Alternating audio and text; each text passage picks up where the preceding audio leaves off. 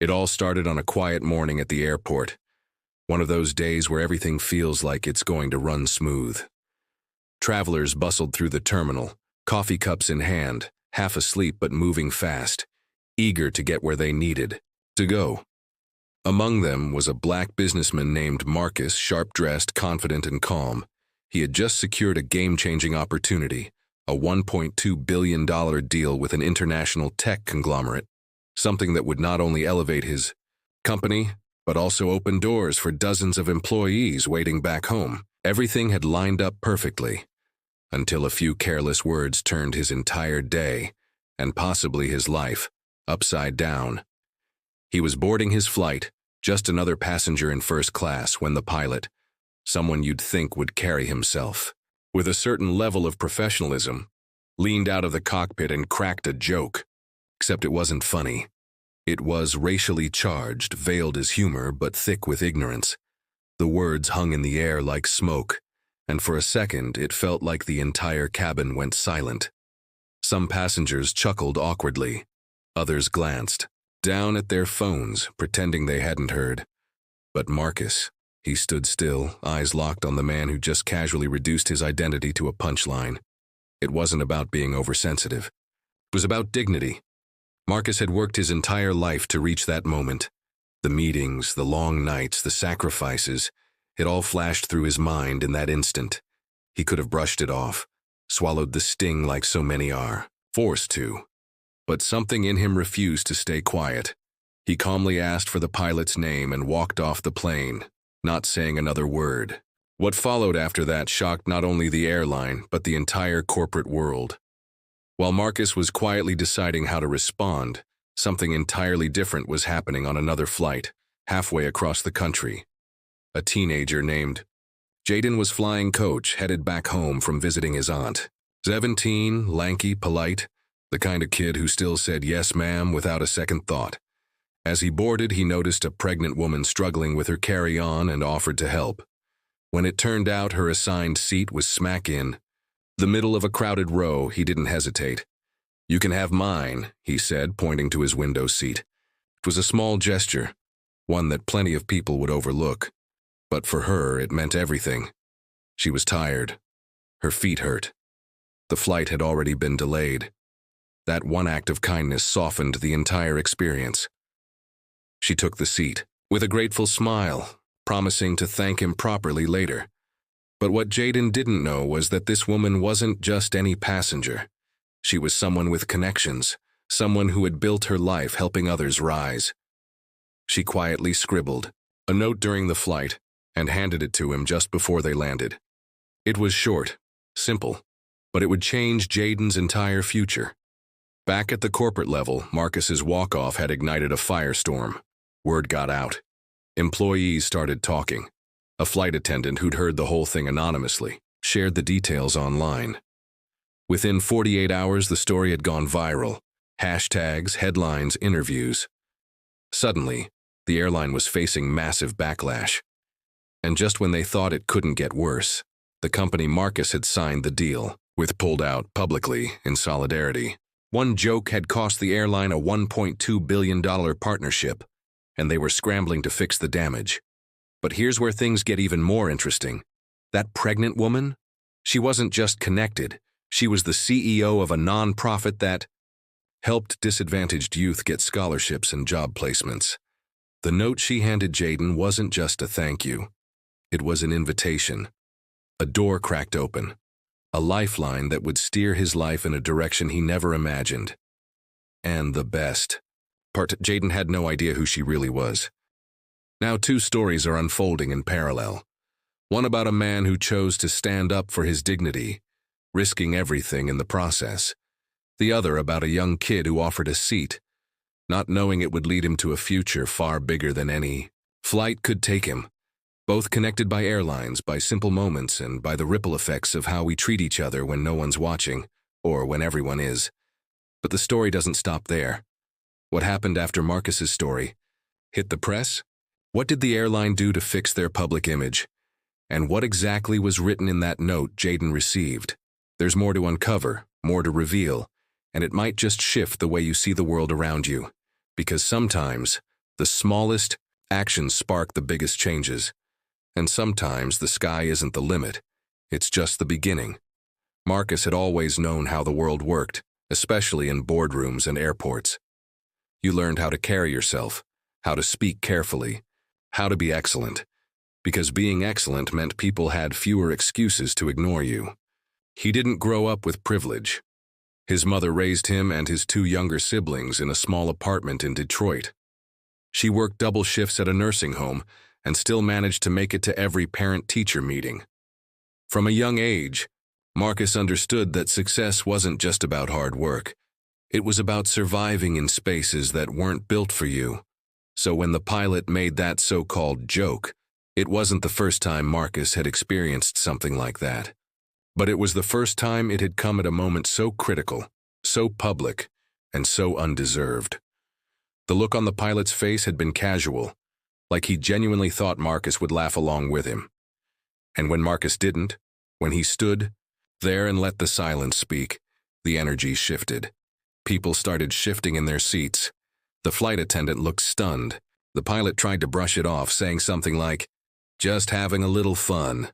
But the damage was done. Marcus turned, walked back through the jet bridge, and didn't look back. He sat alone at the gate for almost an hour. His phone buzzed with texts from his assistant and members of the partner company overseas, asking why he hadn't boarded. He didn't respond. Instead, he opened his notes app and started typing every word he remembered the pilot saying. It wasn't out of anger. It was out of habit. Marcus had learned early on to document everything. Words had power. So did silence. And right now he was deciding how to use both. Across the country, Jaden sat in the airport food court with his backpack resting at his feet, half-eaten sandwich on the tray in front of him.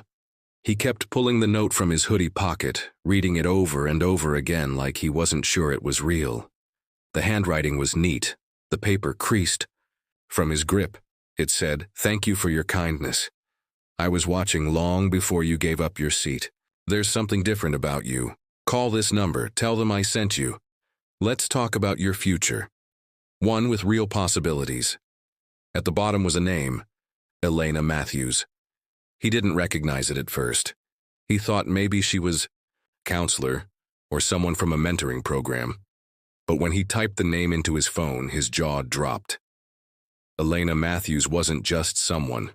She was a national figure, founder of a youth leadership initiative that had helped thousands of underrepresented teens land full scholarships, internships, and job placements at companies most people only dreamed of working for. Her face had been on magazine covers. She'd spoken at the White House, and now, for some reason, she was offering him something. But what exactly, he still didn't know. Jaden didn't tell anyone right away. He didn't want to jinx it. His mom would probably cry, and his older brother would just smirk and say, "Don't mess it up." But inside, something was shifting. Not just excitement, something deeper. Like maybe, just maybe, the years of being overlooked, the quiet, days of doing the right thing when nobody was watching, were finally starting to count. Back in New York, Marcus's phone kept ringing. He finally answered when his assistant called for the 5th time.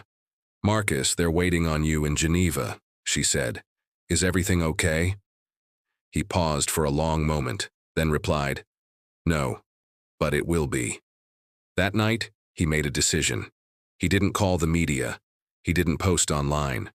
Instead, he contacted the legal department at the company he was supposed to partner with and gave them a detailed account of what had happened. The next morning, they called a press conference and announced they were suspending all dealings with the airline involved, citing their values and commitment to equity. It wasn't just a PR move, it was a statement. And just like that, the airline found itself in the eye of a storm. News outlets picked up the story, first as a whisper, then a roar. Black exec walks away from $1.2 billion deal over racist remark from pilot. The headlines were everywhere. The airline tried to spin it, saying it was a misunderstanding, and that internal reviews were underway. But people weren't buying it, especially not when a flight attendant anonymously confirmed Marcus's account, adding that this pilot had a history of inappropriate remarks. The tension didn't just live online, it spilled into real life. Customers started canceling tickets. A group of employees leaked a letter showing how past complaints had been swept under the rug. And through it all, Marcus remained silent, letting the truth speak for itself. Meanwhile, Jaden finally dialed the number from the note. A woman's voice answered. "Jaden?" she asked, like she'd been expecting him. "Yeah," he said, his voice unsure. "Is this Ms. Matthews?" "Yes," she replied warmly. "I was hoping you'd call. I'd like to meet. There's something I'd like to offer you, if you're ready for a new chapter." Jaden didn't know what to say. He mumbled a nervous, "Yes, ma'am," and she gave him the details. A meeting was set for that weekend in Atlanta. He hung up and sat still, phone clutched in his hand. What was this new chapter? Was it a job, a scholarship, or something he couldn't even imagine yet? Whatever it was, he knew his life had just started moving in a direction he never expected. The next few days were a whirlwind on both ends. Marcus found himself contacted by civil rights groups, community leaders, and media outlets. Everyone wanted his side. Everyone wanted to know what was next. But Marcus wasn't interested in attention. He was interested in accountability. And as more voices joined the conversation, it became clear that this was about more than one man and one joke. It was about a system, a culture, and a line that had finally been crossed one too many times. Jaden, on the other hand, was stepping into something unfamiliar. When he arrived at the small office in Atlanta, he expected a formal interview or maybe a stack of papers. Instead, Elena greeted him like family. She asked about his dreams, what he wanted to study, where he saw himself in 10 years. And for the first time, someone with power really listened. By the end of that meeting, she didn't offer him a handout. She offered him a launchpad. Access to mentorship, early college programs, and a paid summer internship with a tech company he'd only ever read about. He sat there, stunned, barely believing it was happening. And yet, deep down, he knew it was because of that moment on the plane. Because he saw someone in need and chose to act. But neither Jaden nor Marcus knew their stories were about to intersect in a way no one saw coming. Because behind the scenes, Elena was watching both situations closely. She knew Marcus, had worked with him once on a panel years ago. And as soon as she saw the news of what happened, she remembered the young man who gave up his seat without hesitation. She started to wonder, what if these two stories weren't separate? What if they were part of something much bigger? What if they were meant to find each other? And that's where everything begins to shift. But not in the way anyone expects.